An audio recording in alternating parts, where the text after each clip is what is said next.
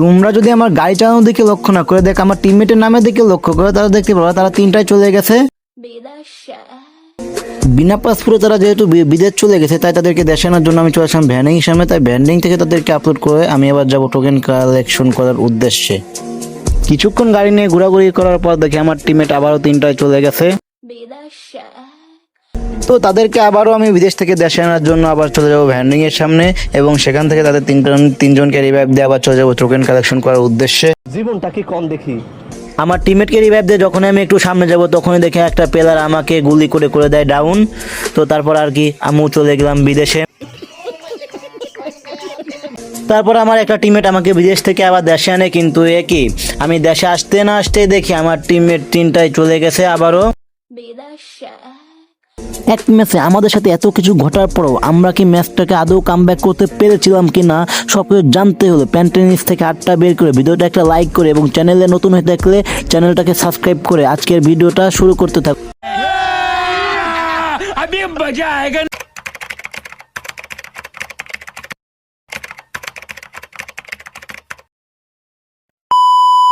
হে ভাই ব্রাদার, কি অবস্থা তোমাদের? আশা করি তোমরা সকলে অনেক ভালো আছো। আলহামদুলিল্লাহ আমি অনেকটা ভালো আছি। তো আজকে ইতিমধ্যে ভিডিও থাম্বনেল এবং টাইটেল দেখে বুঝে গেছে আজকে ভিডিওটা কি নিয়ে হচ্ছে। সো তোমরা কেউ একটা অংশ মিস না করে সম্পূর্ণ ভিডিওটা দেখতে থাকো, বিকজ আজ একটা বিরাট ফাটাফাটি হইব। তো আমরা কিন্তু বরাবরের মতন আকাশ থেকে নেমে যাই ফ্যাক্টরি থেকে। তো ফ্যাক্টরি থেকে একটা গাড়ি নিয়ে আমরা চলে যাই ফ্যাক্টরি। 3টা টোকেন কালেকশন করার পর আমরা চলে যাবো পচিনকের দিকে। পচিনক থেকে 2টা টোকেন কালেকশন করার পর আমরা যাব পিকের নিচে। সেখান থেকে একটা টোকেন কালেকশন করার পর আমরা চলে যাব ক্যাপটাউন এবং ক্যাপটাউনে সেখানে আছে 3টা টোকেন। সেই 3টা টোকেনকে টাচ করে আমরা চলে যাবো মিলের নিচের সাইডে। তো সেখান থেকেও 3টা টোকেন কালেক্ট করার পর তো আমরা চলে যাবো শিপইয়ার্ডে। তো শিপইয়ার্ডে টোকেনগুলো যখনই কালেক্ট করবো ভাই তখনই আমার টিমের 3টায় চলে যায় চাঁদের দেশে। আর এখান থেকে আমাদের ম্যাচের দুর্ঘটনা, মানে এখান থেকে আমাদের ম্যাচের একটা উপর যে কুফা বলতে একটা শব্দ আসে সেটা লাগে।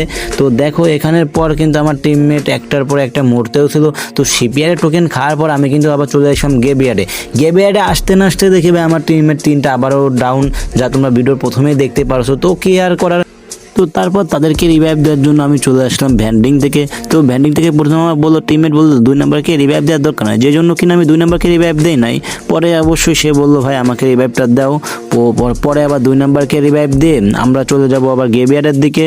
তো গেবিয়ার থেকে 2টা টোকেন কালেকশন করলাম এবং সেখান থেকে 2টা টোকেন কালেকশন করার পর আমি একটু সামনের দিকে যাই, দেখি সামনের দিক অনেকগুলা লুট বক্স পড়ে আছে। তো আমি ভাবলাম হয়তো এখানে কিছু না কিছু মেট্রিক থাকতেও পারে, আশা ছিল একটা যেহেতু। তো ভাই এখানে নামতে না নামতে দেখি দূর থেকে একটা প্লেয়ার আমাকে ভাই এসএইটিতে ডাউন করে দেয়।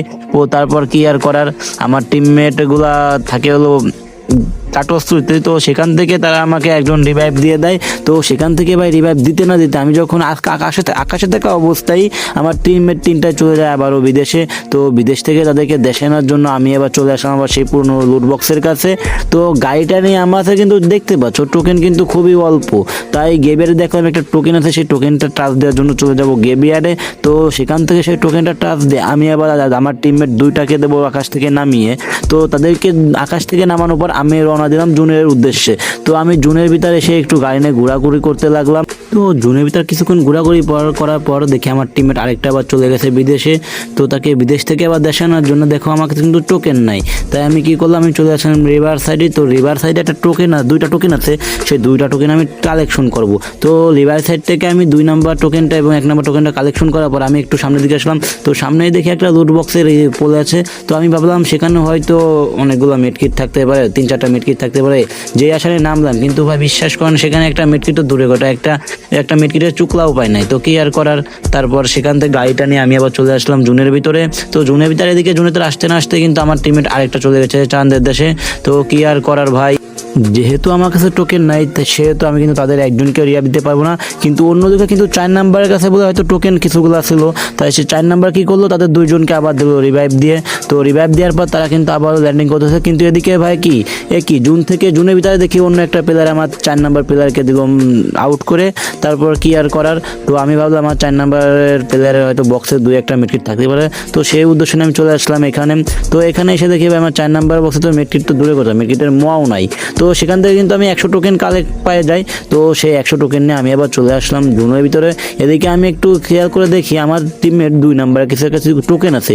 তো আমি তার কাছ থেকে সেই টোকেনগুলো নেওয়ার জন্য তার কাছে চলে আসলাম, এবং তার কাছ থেকে সেই টোকেনগুলো নিয়ে আমি একটু যখন রিভাইভ দিতে যাবো তো 2 নাম্বার আমাকে বললো, ভাই তুমি ওদেরকে রিভাইভ দেওয়ার দরকার নাই, তুমি একটু জুনে তার ঘোরাঘুরি করো, আমি মরি তারপরে তুমি আমাকে দিও। তো যেই বলা সেই কাজ, আমি কিন্তু তাকে রিভাইভ দেওয়ার জন্য জুনের এক সাইডে ছিলাম, কিন্তু সেখানে আর কি রক্ষা হলো কোথায়, সেখানে দূর থেকে একটা প্লেয়ার আমাকে পাতে হেডশট মেরে দেয় এবং আমি হয়ে যাই ডাউন। তো আজকের ভিডিওটা এই পর্যন্তই ছিল। তো দেখা হচ্ছে অন্য কোনো ভিডিওতে, সেতদিন তোমরা ভালো থাকবা, সুস্থ থাকবা এবং bye bye, take care and Allah হাফেজ। বর্তমানে আমি কিন্তু একজন ছোট ইউজার, তো কিভাবে বড় ইউজার হওয়া যায় সেটা নিয়ে আমি গবেষণা করতে থাকি, আর তোমরা আমাকে সাপোর্ট করতে থাকো। তো আমাকে কিন্তু সাপোর্ট করতে অবশ্যই ভুলবা না।